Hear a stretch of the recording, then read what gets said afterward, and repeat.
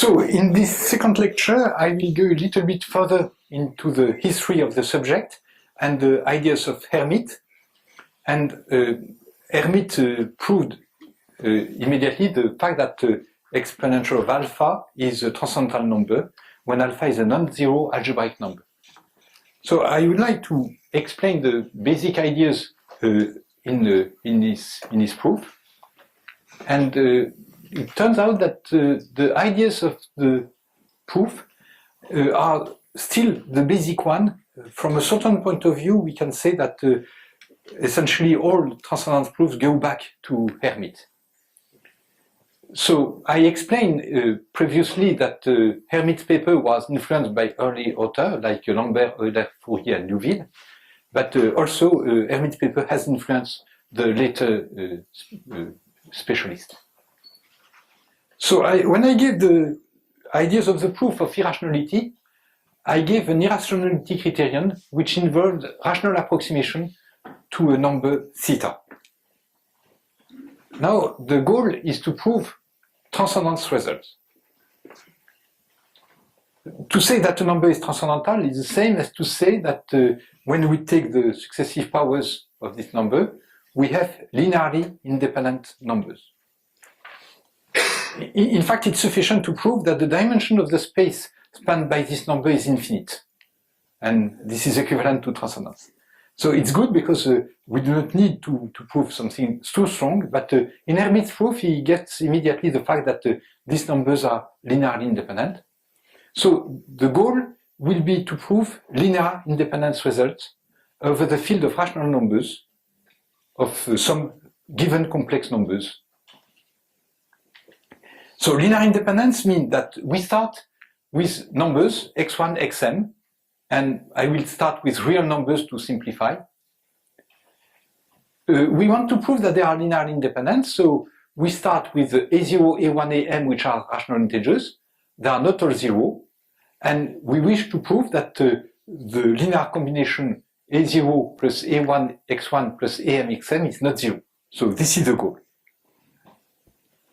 Hermite explains in the introduction of his paper that he's inspired by what was done in the case of numbers, where we approximate numbers simultaneously by rational numbers. And the simultaneously means that we take the denominators which are the same. The denominators are b1, bn, but the denominator is b0. So we are going to look whether we can find rational integers b0, b1, bn such that bk over b0 is an approximation of the given number xk, which will mean that epsilon k is a small number. So assume that we have such an approximation bk over b0 of xk. What is natural is to multiply L by the denominator b0 and to replace the x by b, xk by bk. And so we get b0L equal a plus r. A is the same linear combination but with the b instead of the x. So it's a0, b0 plus a and bn. It is an integer. And r is a linear combination of the epsilon. You see that in this domain, a0, am are fixed. And now epsilon will be small, and therefore the number r will really be a remainder. It will be small. If we succeed to prove that r is less than 1 and is not 0, then we will deduce that L is not 0 because r will not be an integer, so r will not be equal to minus a. So it is sufficient now to get approximation with the remainder which is non-zero and the remainder which is less than 1. This is just sufficient to get linear independence over the rational number field.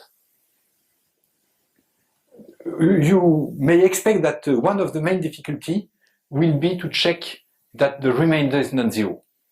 And in fact, it will be sufficient to prove that a is non-zero, because what we want to prove is that a is not equal to R is not equal to minus A.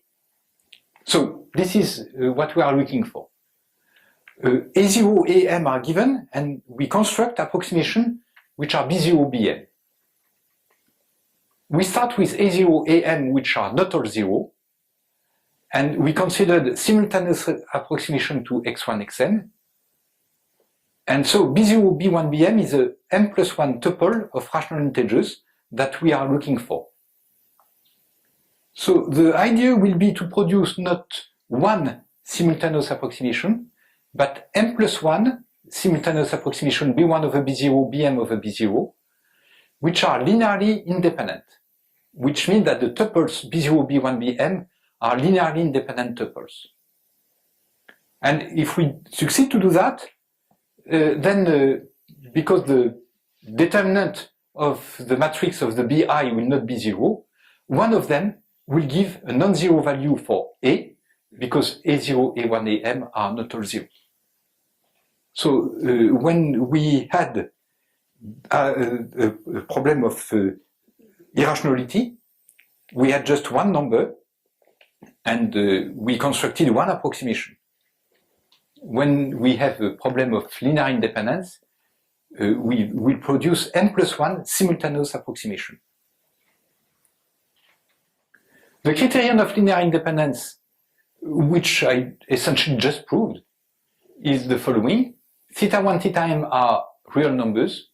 The following equivalent conditions are, first, the numbers 1, theta 1, theta m are linearly independent over Q. Next, for any epsilon positive, there are m plus 1 linearly independent elements B0, B1, Bm in Z m plus 1, so that theta k minus pki over qi is less than epsilon I over qi. In fact, what I just explained is the proof of 2 implies 1. You see, in mathematics, most often there is a kind of discrepancy, which is that no, it's not discrepancy. There is a kind of situation when you have a result which gives two conditions which are equivalent. If there is one which is easy and one which is difficult, the useful one is the one which is difficult, because you have to put some energy to prove it. And I think this is one of the few counterexamples. In this statement here, there is something which is quite easy, I just proved it. It is that 2 implies 1. And the fact that 1 implies 2 is not so clear, and we do not need it. In fact, this statement does not occur explicitly in the literature, as far as I know. I got it from a course that Michel Laurent gave in Marseille, and he gave a proof of the equivalence, and he gave a proof of the fact that 1 implies 2, and his proof was very complicated. And I met Michel Laurent recently, and he told me that his proof was too complicated, that it was possible to simplify it. And in fact, he gave me the hint to simplify it, and this is the way which I use in the notes. And you will see that it's not so difficult using Dirichlet's box principle to prove the converse. But we do not need it, so I just use the fact that it's sufficient to have simultaneous approximation to deduce the linear independence.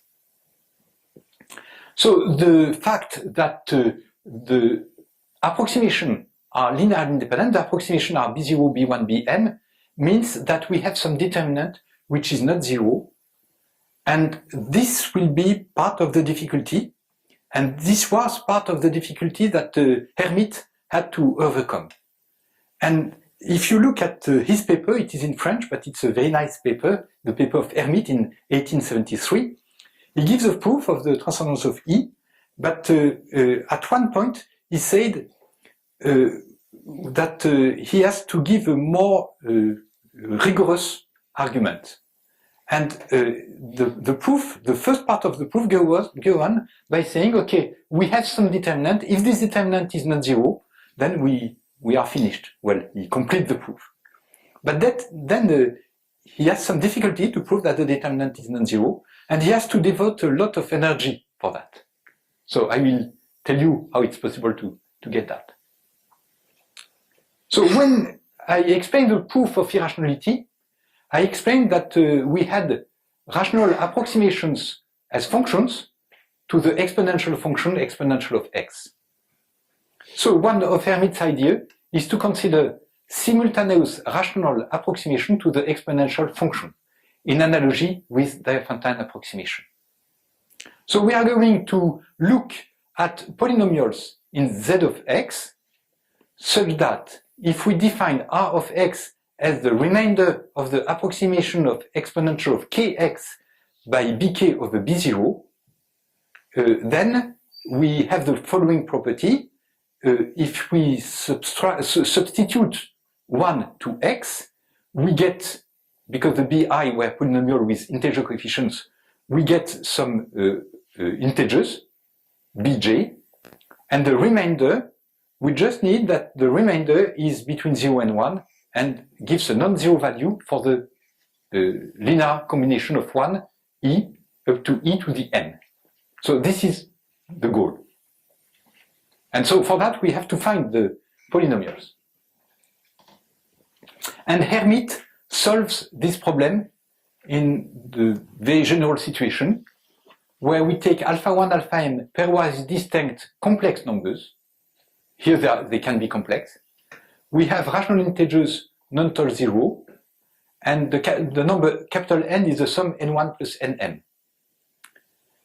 So Hermite constructs explicitly polynomials b0, b1, bm, and bj is of degree n minus nj. Before I had n0, n1, and I took the degrees which were n0, n1. But in fact here, it's better to take the degree which is n minus nj, and n is the sum of all nj. And so the requirement is that each of the function b0 exponential of alpha z minus bk has a zero at the origin of multiplicity at least n. So it's simultaneous approximation of the exponential function by rational function. So we mean, what we are looking for is just at the polynomials b0 in such a way that b0 exponential of alpha kz has a large gap in the Taylor expansion. So the zero, the multiplicity will be at least n for this difference. bk will have degree n minus nj, which means that the gap will have a length which is nk, just before the coefficient of z to the n. So the statement of Hermite is the solution of Padé problem when we take for f1 fm the exponential function. And what Hermite introduced is the following question. f1 fm being analytic function of one complex variable and n0 and nm non-negative integers, we want to find polynomials q, p1, pm which are polynomials with complex coefficients, so that q is not zero, q is a denominator now. Q has degree at most n minus n0, the p mu have degree at most n minus n mu, and this function has a zero of multiplicity at the origin, at least n plus 1. So when you look at this question, this just amounts to solve a system of linear equations, and the unknowns are the coefficients of q. Once you know q, you know p mu by taking the head of the Taylor expansion. So you just look at q as an unknown, you look at how many conditions you have, and you see that you have just one more unknown than conditions. So there is a non-trivial solution. This topic was developed by a student of Hermite, whose name is Padé, and Padé studied the approximation of complex analytic function by rational function in a systematic way. This theory of Padé approximant has a lot of application, and among many applications, I would like to mention one for which there is a lot of work going on recently, on divergent series and renormalization. And well, this gives a coherent theory of the work of Euler, and there were some other work by Laguerre, by Stiglitz, by Poincaré, and of course also by Ramanujan. So the Hermite-Padé approximation for the exponential function are obtained as follows. So now I will restrict to the exponential function, which is f of t, which is given here, exponential of minus xt. So when we take the exponential function, the solution of the Padé problem is given as follows. We define a polynomial which you may recognize because for m equal 1 we just had t to the n0, t minus 1 to the n1, up to a scaling which does not matter.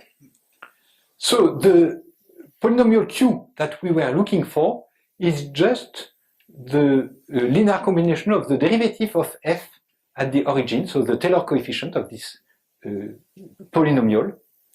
P mu is also given by some explicit formula which is similar to the one that we have seen previously. And the remainder will be a power of x which is n plus 1 because this is what we want, times an analytic function of x. So the result is the following. The polynomial q has exact degree n minus n0, p mu has degree n minus n mu, r mu is analytic at the origin, and the multiplicity, well, it's an entire function, and the multiplicity at the origin is at least n plus 1. And, well, we have this relation with the exponential of mu z, and mu is an integer between 1 and n. So this is what we called a Padé system of the second type for the m tuple of functions, exponential z, 2z, and mz, which is attached to the parameters n0, n1, and n. And now for the application to Diophantine problem, we need to have polynomials with integral coefficients. This is the case if we just take the denominator, which is n0 and mu.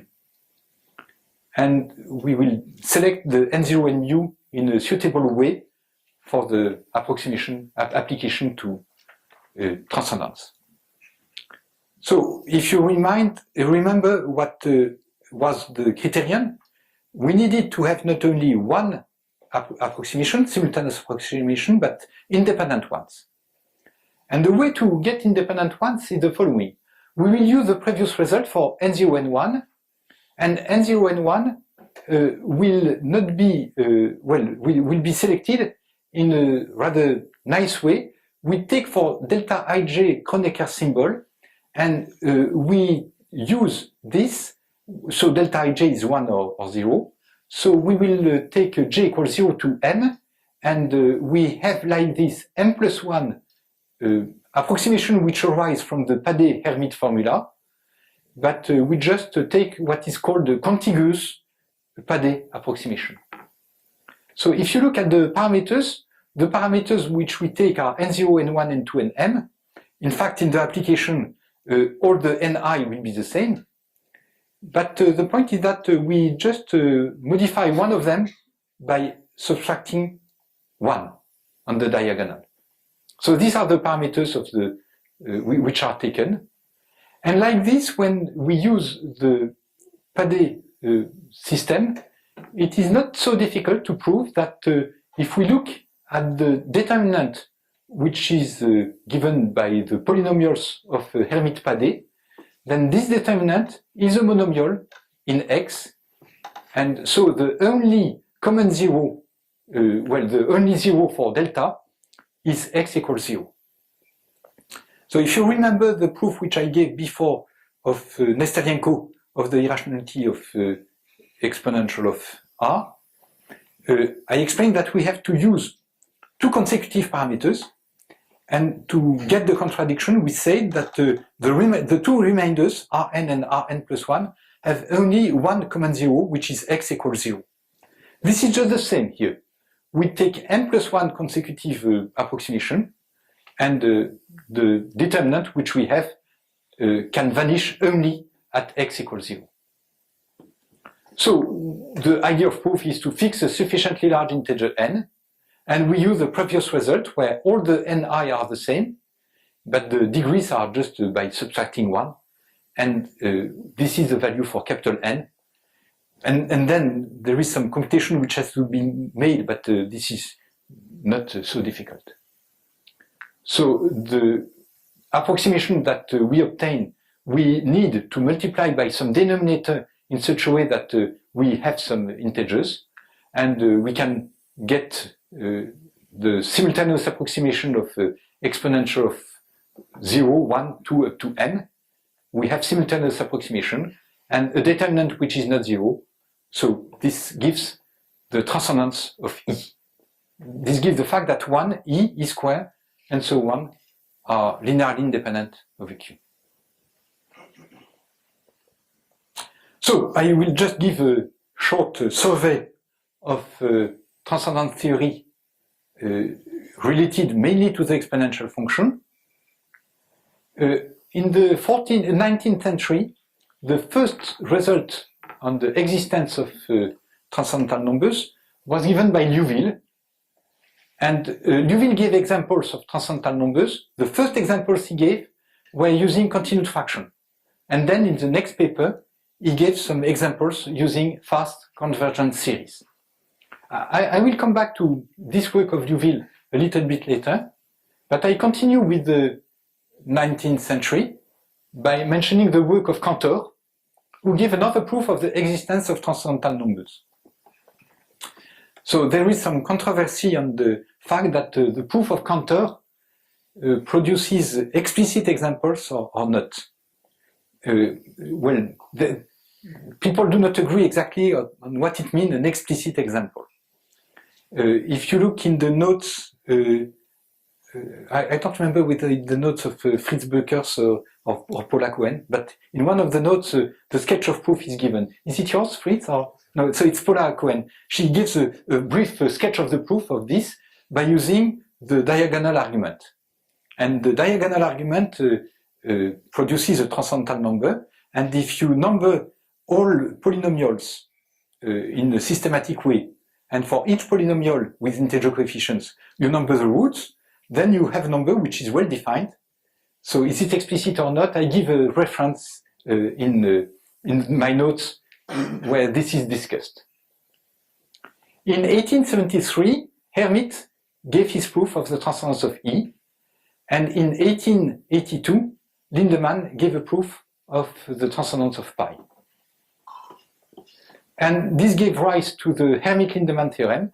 For any non-zero complex number z, one at least of the two numbers z and exponential of z is transcendental.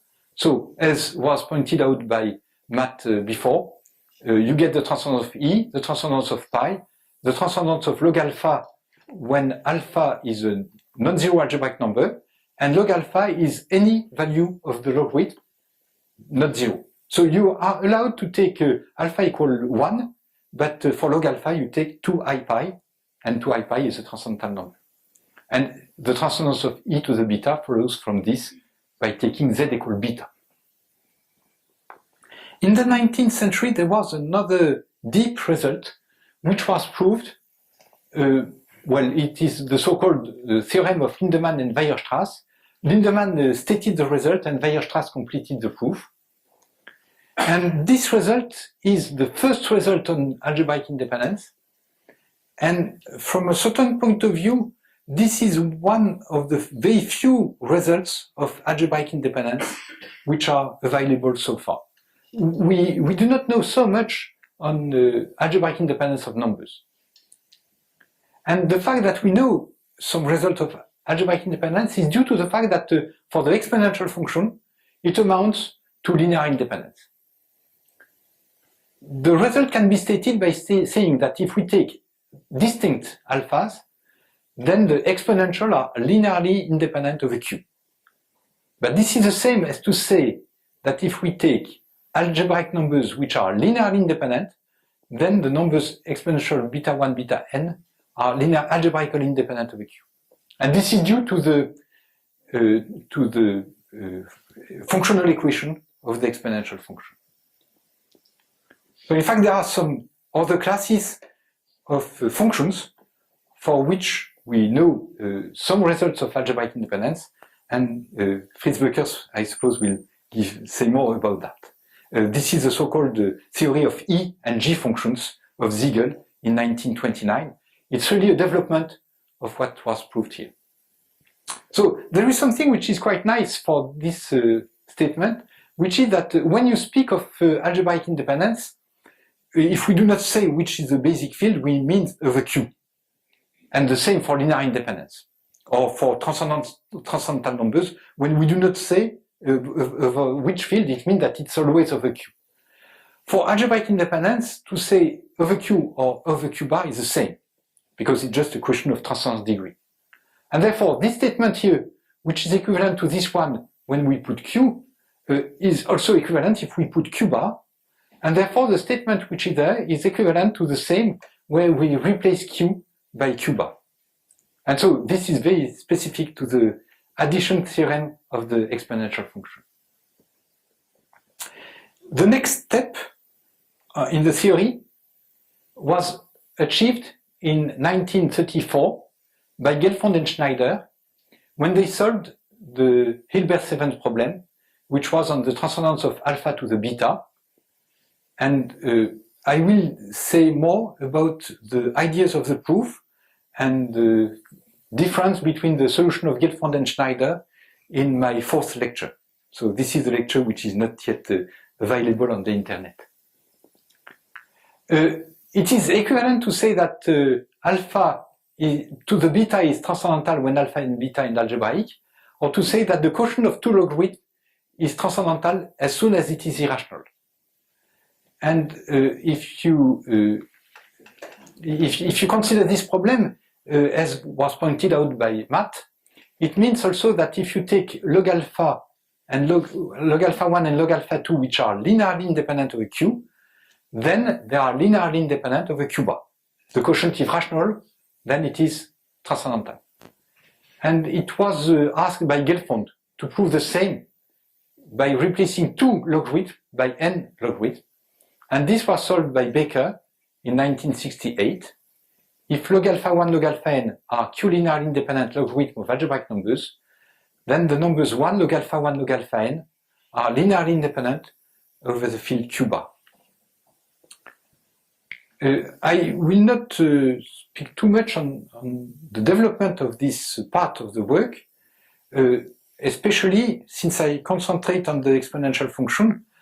I will not mention too much, I will just say a few words about the developments by Wüsters, which were alluded to by Matt, but Paula Cohen will say more about the development of this theory of Baker related to algebraic groups, and especially to abelian varieties.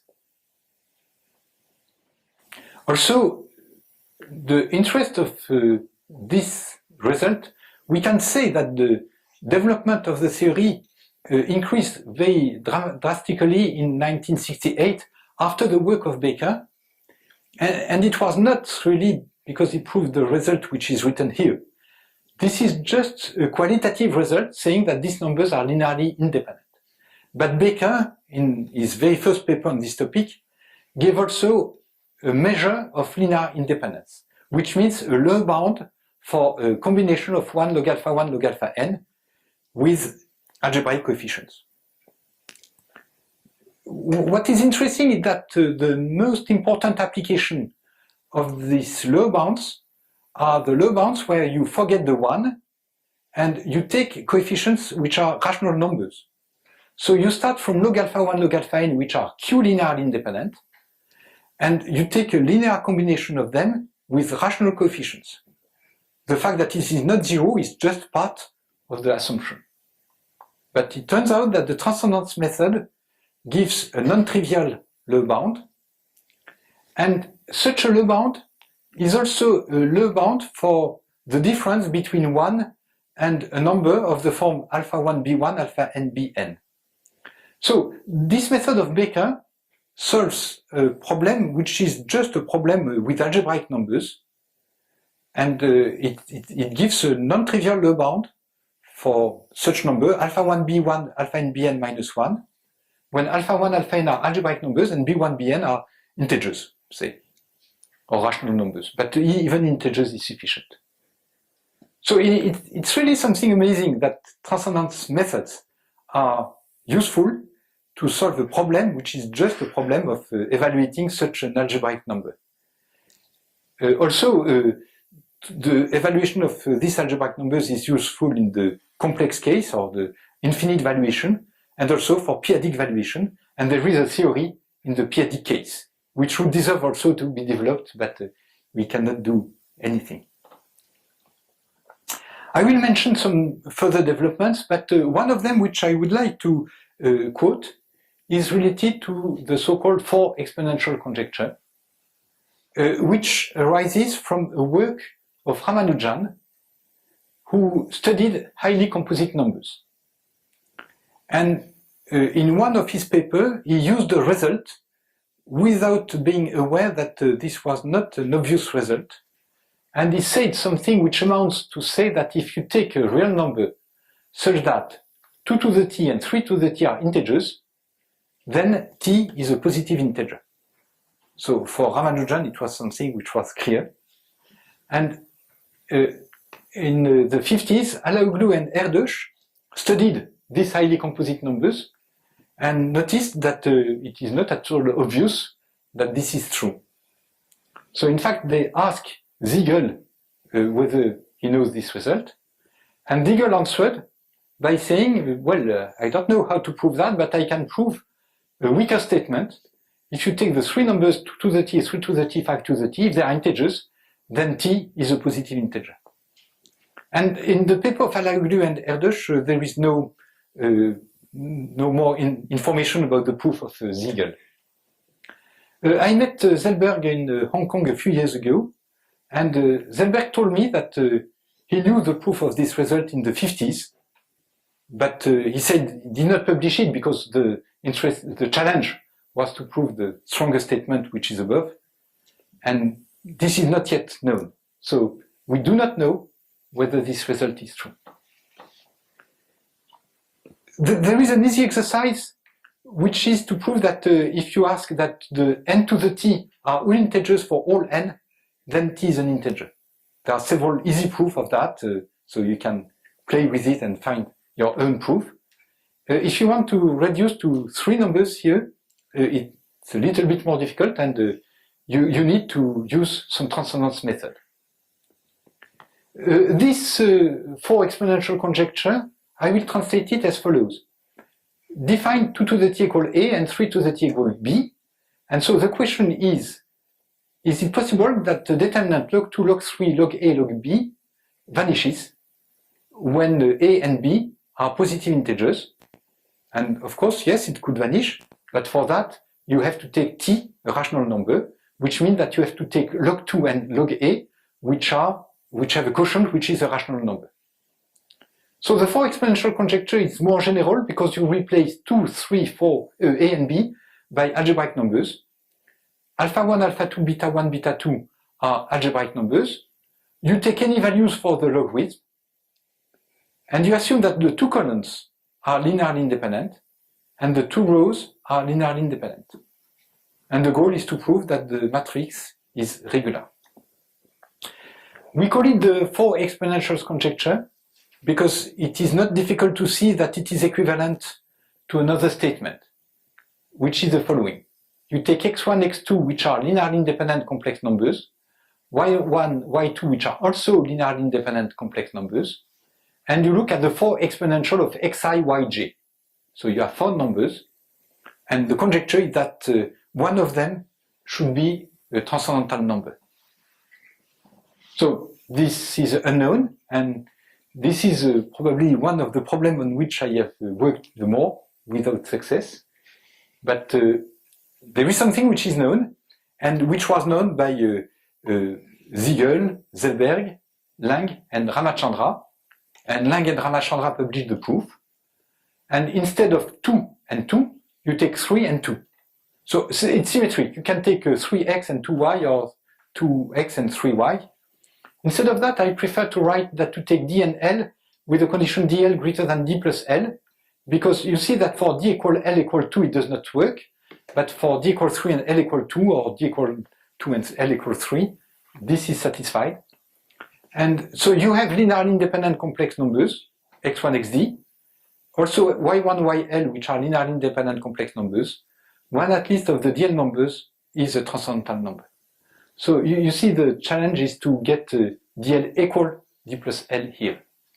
So this is the four exponential conjecture, and this is the sixth exponentials theorem. Again, you can translate it as a statement about matrices.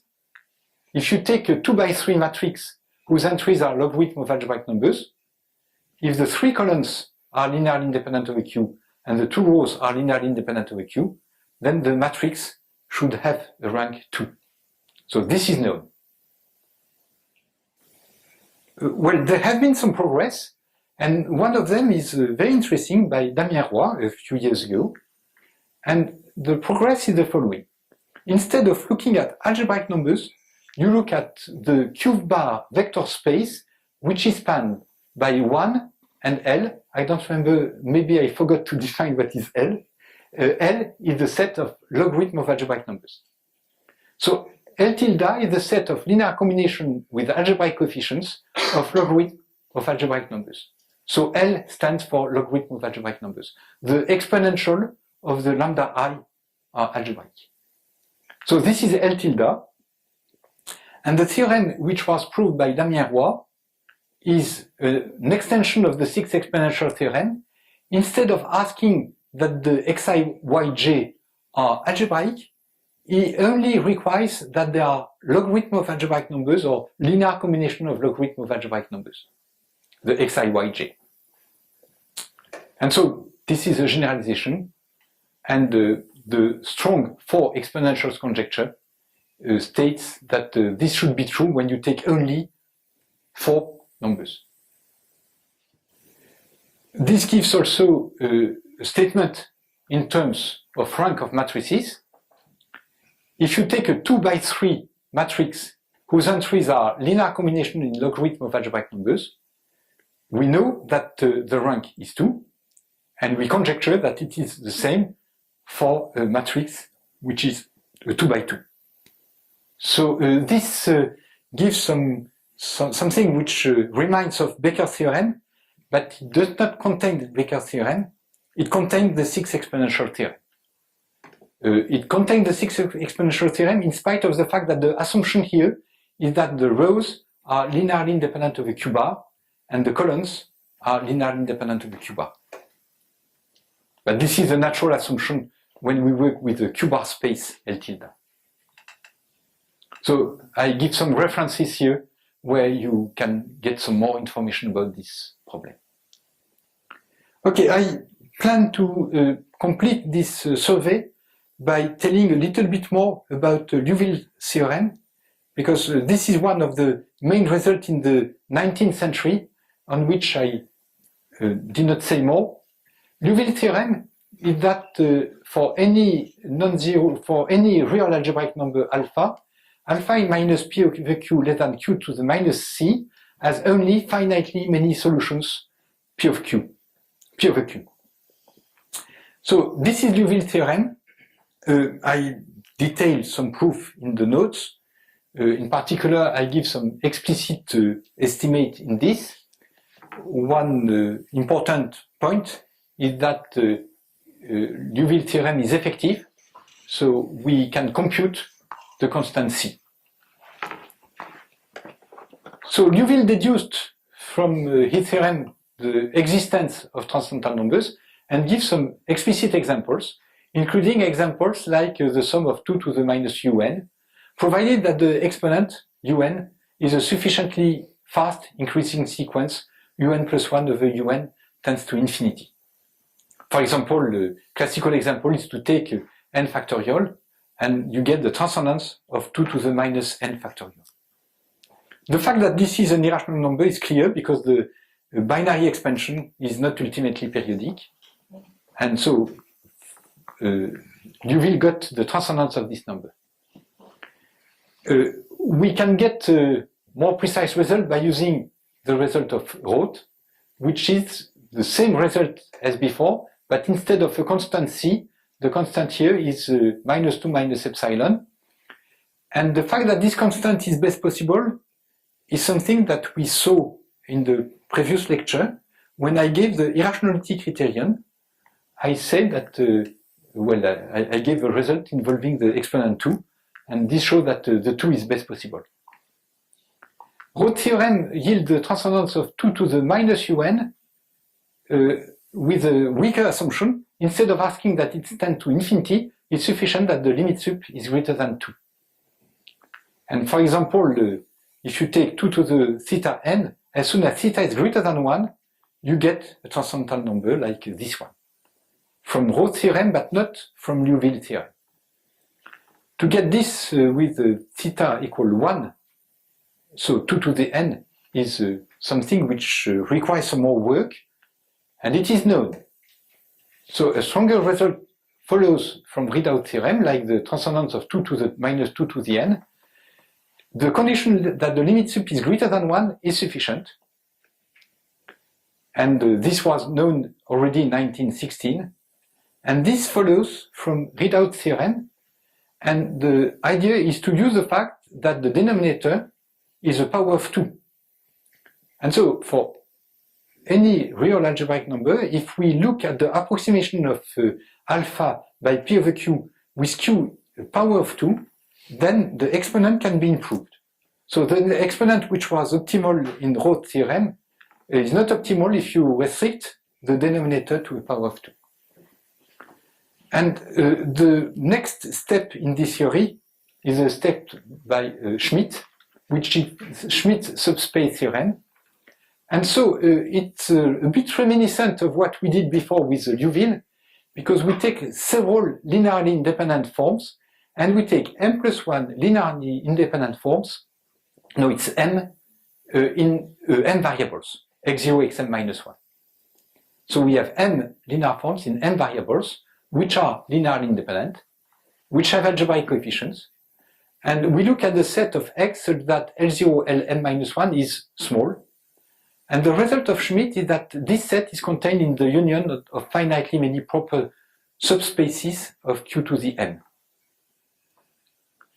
So we get the two-Siegel-Roth theorem, which was the approximation of just a single number, by taking one of the form which is x0, and the other form is alpha x0 minus x1. So these two forms are linearly independent. They have algebraic coefficients. And when you look at the product of the Li, which is less than x to the minus epsilon, this just means that q alpha minus p is less than q to the minus epsilon. So you get the exponent 2 by taking q and q here. So you have q to the minus 2 minus epsilon. So Schmidt subspace theorem, which we had before, involves just the usual absolute value. And there is a variant which involves several values, absolute values, including p-adic absolute values. And this will contain Rideout's theorem.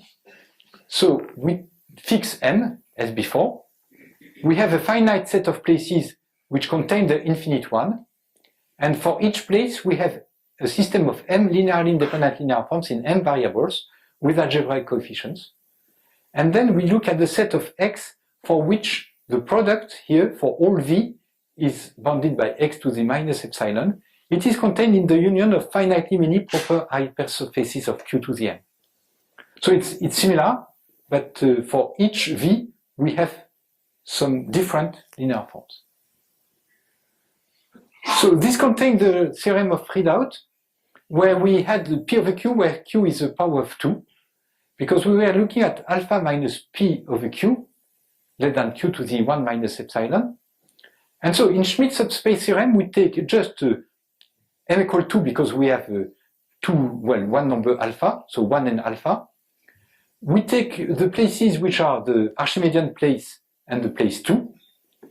For the Archimedean place, we will take the two linear forms which are H0, L1, which are x0 and alpha x0 minus x1.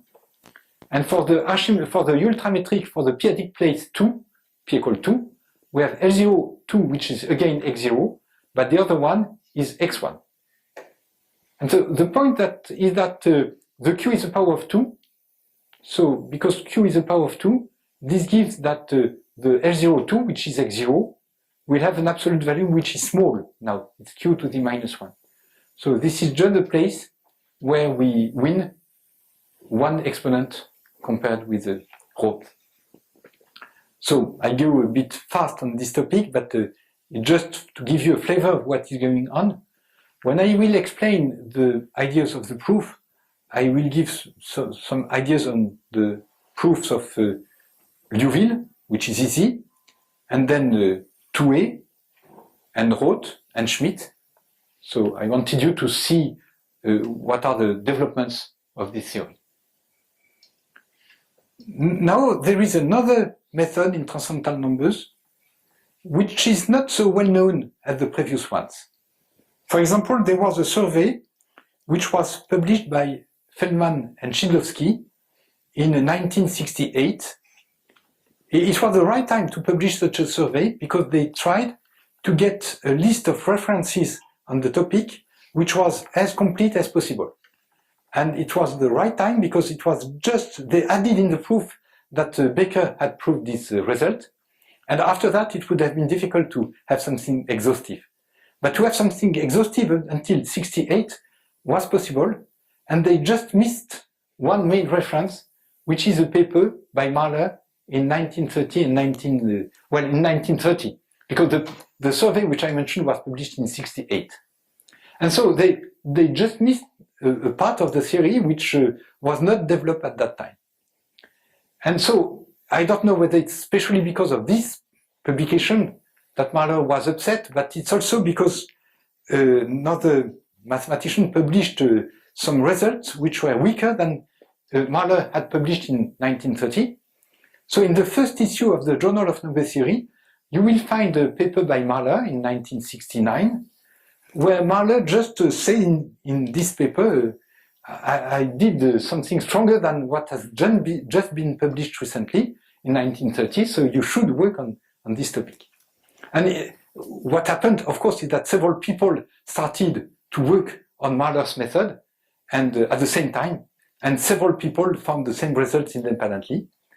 And after that, this theory of Mahler has been developed quite extensively, and especially it will be mentioned, I suppose, in the lecture of Matt, related to the situation in finite characteristic with the work of Laurent Denis, and this is really the work of Mahler which is developed in this domain. So it turns out to be extremely efficient because it works for functions satisfying some functional equation.